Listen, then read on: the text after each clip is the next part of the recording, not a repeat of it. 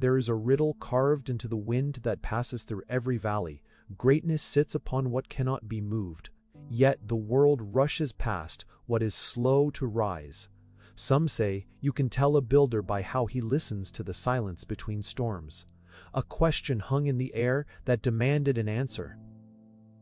In a village of clay and timber, there lived a builder known simply as the Stonewise, a quiet man whose hands were marked by years of shaping hard things into steadiness. He did not boast, and he answered the riddle by walking where the river met the bedrock and listening to the language of stones. He believed foundations were more a study of time than speed. Beyond the last house lay a field littered with stones, some smooth from water, some raw and stubborn, and the builder would spend mornings selecting pieces as if choosing words in a prayer. He spoke to the stones as he measured their quiet weight and listened for the place where they wanted to rest. A ritual of patience began quietly among the boulders. 2 young apprentices arrived, one named Quickfinger, eager and restless, and the other named Longroot, solemn and steady, both drawn by the builder's reputation, but carrying different hunger.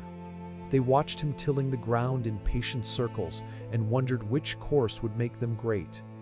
Their choices would weigh like stones in their palms. The builder taught that true strength grew from the unseen, a trench cut below frost and flood, stones wedged with deliberate care, and time given for each piece to settle into its neighbor like a well-told story finding its place. He spoke of seasons and frost lines and the stubborn way rivers test a wall, and he set stones as if answering a long prayer. A lesson of patience was being written in every placement. The village's hunger for quick shelter grew as families multiplied and rains drew near, and whispers began that the builder's way would not feed them fast enough.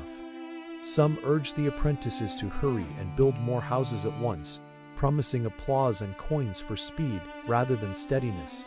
A choice sat on the lip of the village, heavy as a stone ready to be cast. A merchant from a neighboring valley spoke of methods that prized speed, lighter foundations, walls raised in a single season, contracts that paid at completion rather than endurance. Quickfinger's eyes brightened at the promise of rapid houses and quick praise, while Longroot frowned and thought of winters ahead. The scent of easy reward began to ripple through decisions. Quickfinger began to lay stones in broad sweeps, using thinner footings and simple mortar, proud of how quickly a roof could crown a home and how fast a house could hold a family. His buildings rose like sudden seedlings after rain, admired for swiftness and praised by those who valued immediate shelter. For a while, applause warmed the builders who moved quickly. Longroot worked with measured breaths, sinking deeper trenches and selecting heavy stones that fit like locked teeth, often pausing to hammer a corner until it settled true. His progress was slow and uneven to the impatient eye, but with each slow lift, he murmured commitments to seasons and storms he had yet to see. The rhythm of care marked every wall he raised. Neighbors praised Quickfinger's speed and mocked Longroot's slowness, offering food and trade to those who had roofs now rather than years from now, and the village's judgment weighed heavily like a tide. The builder only watched and sometimes offered small stories about old walls that outlived kings, which most dismissed as tales. Yet the undercurrent of doubt had taken hold among the people.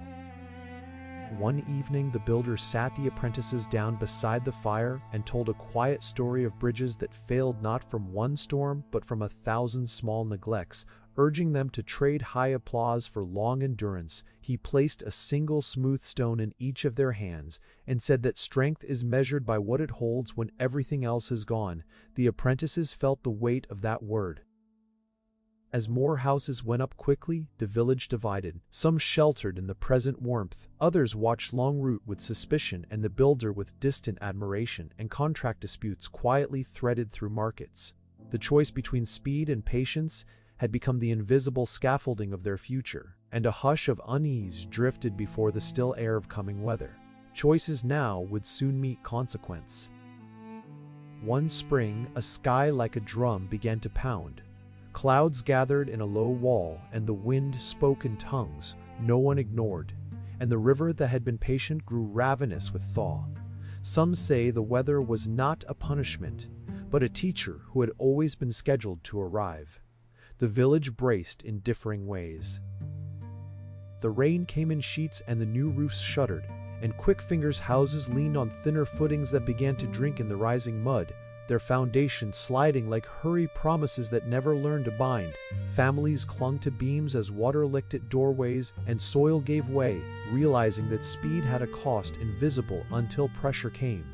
The first cracks spoke loudly. Longroot's stonework, though not yet complete, resisted the river's hunger because his trenches reached below the frost, and his stones were fitted like woven hands, each bearing some of the storm's weight and passing it to the ground. Neighbors watched as his walls stood like steady breaths amidst chaos, and some ran to shelter within the slow house's half-finished doorways. The turning of respect began in fear. Quickfinger, who had once basked in praise, watched roofs peel back like pages and foundations dissolve into the river's teeth, and the applause that had filled the square was replaced by a silence heavier than any storm. He stood amid the flood and felt the hollowness of speed that had never learned to bear strain, and the village's faces turned toward him with a new, quiet question. Consequence had found its place.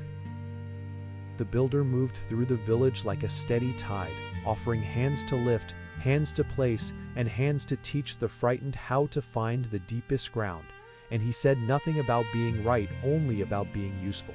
He showed how to salvage stones from ruined walls, and how to set them where they could be trusted, turning ruin into a new classroom. The work of repair began with patient touch. As waters receded, the village counted losses, and the balance of pride versus patience shifted like silt after a flood, leaving only what could truly hold its weight. Those who had rushed to build now learned to listen to long-form measures of strength, and those who had been mocked found their steadiness was a quiet capital. Change settled into the bones of the valley. When the rain eased, the village rebuilt, not in the rush of before, but by choosing deep trenches and stones that fit, and many who had once mocked now labored side by side with the builder and Longroot. Lessons were shared without shame, and hands that had known quick success now practiced the slow art of true joining. A new rhythm of work and thought took root. Quickfinger, humbled, apprenticed himself anew to the slow methods, trading his hurry for the builder's careful measures and finding a quiet satisfaction in fitting stones that would outlast him. He discovered that the respect earned from endurance carried a different weight than the quick praise he once sought. Transformation, like a stone settling, is slow but true. The villagers came to value not how quickly a roof rose, but how long it sheltered the child beneath it, and market bargains began to respect calculations of depth and load as much as speed and coin. Trade shifted, contracts were written with seasons in mind, and the community stored a new kind of wealth in patient workmanship. The meaning of value had been altered gently, but forever. Years later, the builder, whose hair had silvered like river foam, walked one last time along the firm walls he had helped raise, satisfied not with praise, but with the quiet knowledge that what was made carefully would hold what mattered. He left the apprentices stones and stories and a map of where to find the clearest bedrock, asking only that they teach what they had learned. His legacy was a craft passed hand to hand. It is told now in the valley that the true wealth of a home is not counted in coins, but in the seasons it has weathered and the hands that shaped it. And children learned to ask about trenches before they asked about roofs. The parable carried through kitchens and workshops as a small liturgy of patience and sensible growth, shaping how futures were made. The lesson had become a habit. So the valley learned that a builder of strong stones does not rush to applause, but invests in what will hold until the last bell. And this parable closes with a simple counsel: build deep, choose patience, and treat small steady gains as the true architecture of prosperity. These are the financial lessons the village now keeps. Carry them like stones in your pocket and let them settle into the house of your life.